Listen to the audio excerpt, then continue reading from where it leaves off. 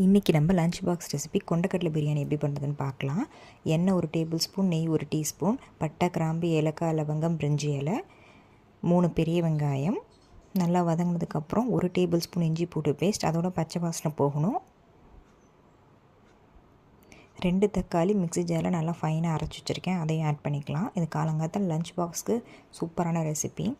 உப்பு தேவையான அளவு, ஒரு கைப்பிடி புதினா, ஒரு கைப்பிடி கொத்தமல்லி போட்டேன், 2 பச்சை மிளகாய், முந்திரி கொஞ்சமாக, ஊற வச்ச கொண்டக்கடலை, 1 டீஸ்பூன் மிளகாத்தூள், 1 டீஸ்பூன் கரம் மசாலா, தயிர் 1 டேபிள் ஸ்பூன், இதெல்லாம் போட்டு நல்லா மிக்ஸ் ஆகணும். மிக்ஸ் ஆனதுக்கப்புறம் அரிசி 2 கப்பு, அதுக்கு தேவையான அளவு தண்ணி 4 tumbler, lemon juice 2 to 3 drops விட்டுட்டு மூட போகிற நேரத்தில் லைட்டாக நெய் விட்டு கொஞ்சமாக புதினா இலை போட்டு மூடி வச்சுட்டு 3 விசில் விட்டால் சூப்பரான லஞ்ச் பாக்ஸ் ரெசிபி கொண்டக்கடலை பிரியாணி ரெடி ஆகிடும். இந்த வீடியோ பிடிச்சிருந்தா சப்ஸ்கிரைப்